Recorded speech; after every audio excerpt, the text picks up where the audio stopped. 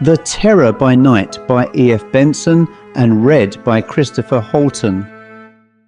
The transference of emotion is a phenomenon so common, so constantly witnessed, that mankind in general have long ceased to be conscious of its existence as a thing worth our wonder or consideration, regarding it as being as natural and commonplace as the transference of things that act by the ascertained laws of matter.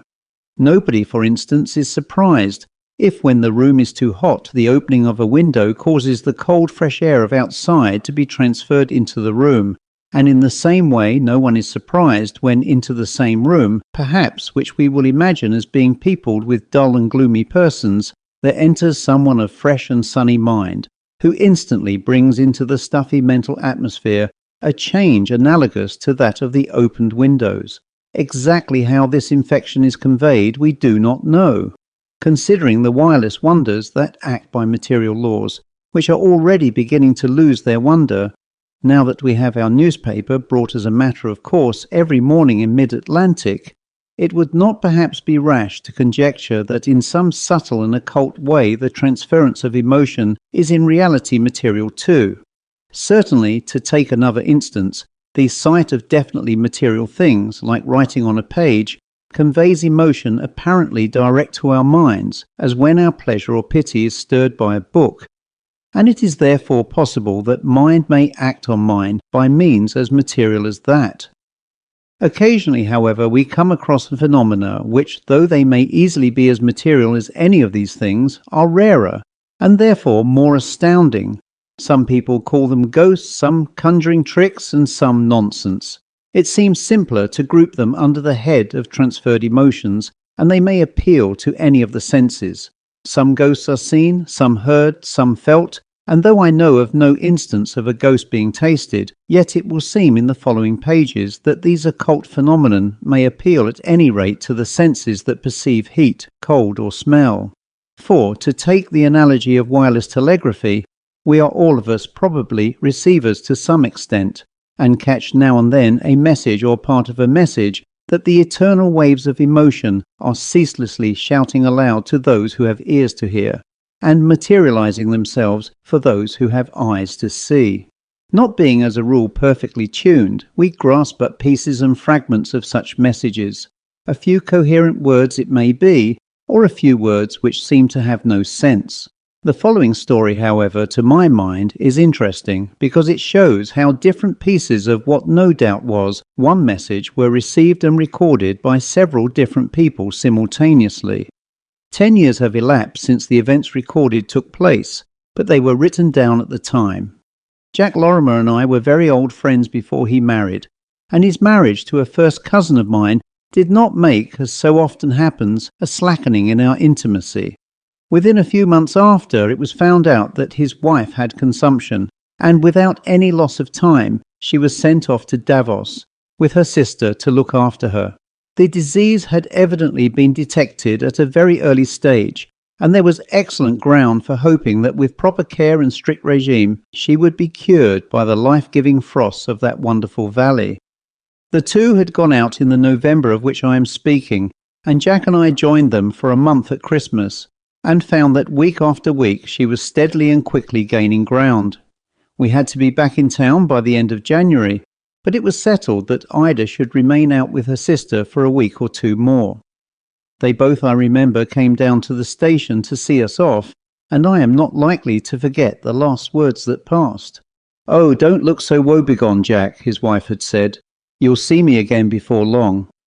Then the fussy little mountain engine squeaked as a puppy squeaks when its toe is trodden on, and we puffed our way up the pass. London was in its usual desperate February plight when we got back, full of fogs and still-born frosts that seemed to produce a cold far more bitter than the piercing temperature of those sunny altitudes from which we had come. We both, I think, felt rather lonely, and even before we had got to our journey's end, we had settled that for the present it was ridiculous that we should keep open 2 houses when one would suffice, and would also be far more cheerful for us both. So as we both lived in almost identical houses in the same street in Chelsea, we decided to toss, live in the house which the coin indicated, Head's mind, tails his, share expenses, attempt to let the other house, and if successful, share the proceeds. A French 5-franc piece of the Second Empire told us it was heads. We had been back some 10 days, receiving every day the most excellent accounts from Davos, when, first on him, then on me, there descended like some tropical storm a feeling of indefinable fear. Very possibly this sense of apprehension, for there is nothing in the world so virulently infectious, reached me through him. On the other hand, both these attacks of vague foreboding may have come from the same source. But it is true that it did not attack me till he spoke of it, so the possibility perhaps inclines to my having caught it from him.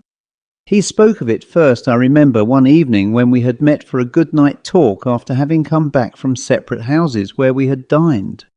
"I have felt most awfully down all day," he said, "and just after receiving this splendid account from Daisy, I can't think what is the matter." He poured himself out some whisky and soda as he spoke. "Oh, touch a liver," I said. "I shouldn't drink that if I were you. Give it me instead." "I was never better in my life," he said. I was opening letters as we talked, and came across one from the house agent, which with trembling eagerness I read. "Hurrah!" I cried. "Offer of 5 gwyn. Why can't he write it in proper English? 5 guineas a week till Easter for number 31. We shall roll in guineas." "Oh, but I can't stop here till Easter," he said. "I don't see why not, nor by the way does Daisy. I heard from her this morning, and she told me to persuade you to stop. That's to say, if you like. It really is more cheerful for you here. I forgot, you were telling me something." The glorious news about the weekly guineas did not cheer him up in the least. "Thanks awfully, of course I'll stop." He moved up and down the room once or twice. "No, it's not me that is wrong," he said. "It's it, whatever it is, the terror by night." "Which you are commanded not to be afraid of," I remarked. "I know, it's easy commanding. I'm frightened, something's coming." 5 guineas a week are coming," I said. "I shan't sit up and be infected by your fears. All that matters, Davos, is going as well as it can. What was the last report? Incredibly better. Take that to bed with you." The infection, if infection it was, did not take hold of me then, for I remember going to sleep feeling quite cheerful. But I awoke in some dark still hour, and it, the terror by night, had come while I slept. Fear and misgiving, blind, unreasonable, and paralyzing, had taken and gripped me. What was it? Just as by an aneroid we can foretell the approach of the storm, so by this sinking of the spirit, unlike anything I had ever felt before, I felt sure that disaster of some sort was presaged. Jack saw it at once when we met at breakfast next morning, in the brown haggard light of a foggy day. Not dark enough for candles, but dismal beyond all telling. "So it has come to you too," he said. And I had not even the fighting power left to tell him that I was merely slightly unwell. Besides, never in my life had I felt better. All next day, all the day after, that fear lay like a black cloak over my mind. I did not know what I dreaded, but it was something very acute, something that was very near. It was coming nearer every moment, spreading like a pall of clouds over the sky. But on the 3rd day, after miserably cowering under it, I suppose some sort of courage came back to me. Either this was pure imagination, some trick of disordered nerves or what not, in which case we were both disquieting ourselves in vain, or from the immeasurable waves of emotion that beat upon the minds of men, something within both of us had caught a current, a pressure. In either case, it was infinitely better to try, however ineffectively, to stand up against it. For these 2 days I had neither worked nor played. I had only shrunk and shuddered. I planned for myself a busy day, with diversion for us both in the evening. "We will dine early," I said, "and go to the man from Blankley's. I have already asked Philip to come, and he is coming, and I have telephoned for tickets. Dinner at 7. Philip, I may remark, is an old friend of ours, neighbour in this street, and by profession a much respected doctor." Jack laid down his paper.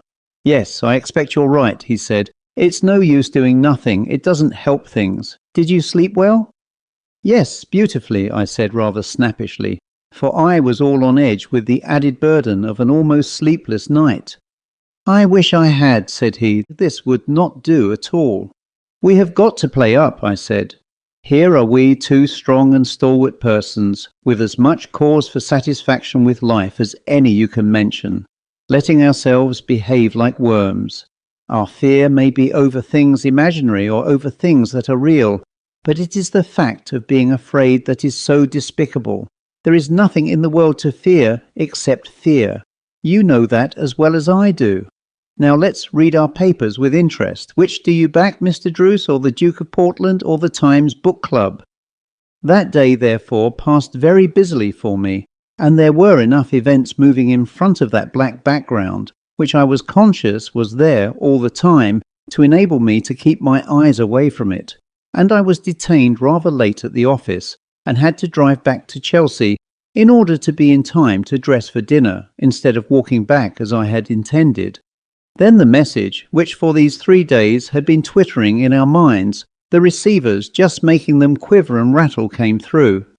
I found Jack already dressed, since it was within a minute or two of 7 when I got in, and sitting in the drawing room. The day had been warm and muggy, but when I looked in on the way up to my room, it seemed to me to have grown suddenly and bitterly cold, not with the dampness of English frost, but with the clear and stinging exhilaration of such days as we had recently spent in Switzerland. Fire was laid in the grate but not lit, and I went down on my knees on the hearthrug to light it. "Why, it's freezing in here," I said. "What donkeys servants are! It never occurs to them that you want fires in cold weather and no fires in hot weather." "Oh, for heaven's sake, don't light the fire," said he. "It's the warmest, muggiest evening I ever remember." I stared at him in astonishment. My hands were shaking with the cold. He saw this. "Why, you are shivering," he said. "Have you caught a chill? But as to the room being cold, let us look at the thermometer." There was one on the writing table. 65, he said. There was no disputing that, nor did I want to, for at that moment it suddenly struck us, dimly and distantly, that it was coming through. I felt it like some curious internal vibration. "Hot or cold, I must go and dress," I said. Still shivering, but feeling as if I was breathing some rarefied, exhilarating air, I went up to my room. My clothes were already laid out, but by an oversight no hot water had been brought up, and I rang for my man. He came up almost at once, but he looked scared, or, to my already startled senses, he appeared so.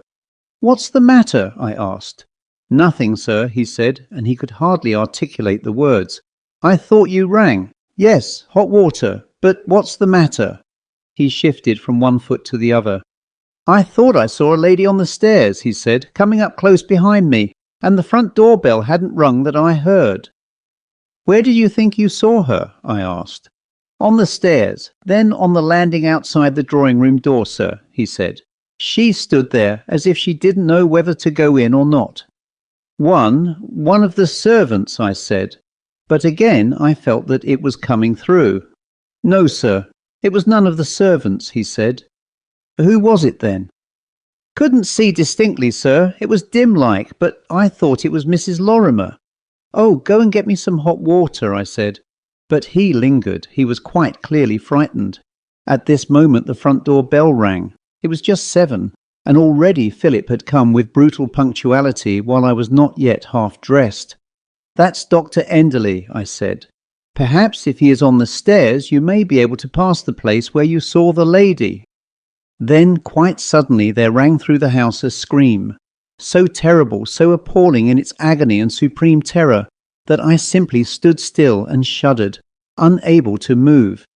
Then, by an effort so violent that I felt as if something must break, I recalled the power of motion and ran downstairs, my man at my heels, to meet Philip, who was running up from the ground floor. He had heard it too. "What's the matter?" he said. "What was that?" Together we went into the drawing-room. Jack was lying in front of the fireplace, with the chair in which he had been sitting a few minutes before overturned. Philip went straight to him and bent over him, tearing open his white shirt. "Open all the windows," he said. "The place reeks." We flung open the windows, and there poured in, so it seemed to me, a stream of hot air into the bitter cold. Eventually Philip got up, "He's dead," he said. "Keep the windows open, the place is still thick with chloroform." Gradually, to my sense, the room got warmer. To Philip's, the drug-laden atmosphere dispersed, but neither my servant nor I had smelt anything at all. A couple of hours later, there came a telegram from Davos for me. It was to tell me to break the news of Daisy's death to Jack, and was sent by her sister. She supposed he would come out immediately, but he had been gone 2 hours now. I left for Davos next day and learned what had happened. Daisy had been suffering for 3 days from a little abscess which had to be opened, and though the operation was of the slightest, she had been so nervous about it that the doctor gave her chloroform. She made a good recovery from the anaesthetic, but an hour later had a sudden attack of syncope, and had died that night at a few minutes before 8 by Central European time, corresponding to 7 in English time. She had insisted that Jack should be told nothing about this little operation till it was over, since the matter was quite unconnected with her general health, and she did not wish to cause him needless anxiety. And there the story ends. To my servant there came the sight of a woman outside the drawing-room door, where Jack was hesitating about her entrance at the moment when Daisy's soul hovered between the two worlds. To me there came, I do not think it is fanciful to suppose this, the keen, exhilarating cold of Davos. To Philip there came the fumes of chloroform. And to Jack, I must suppose, came his wife. So he joined her,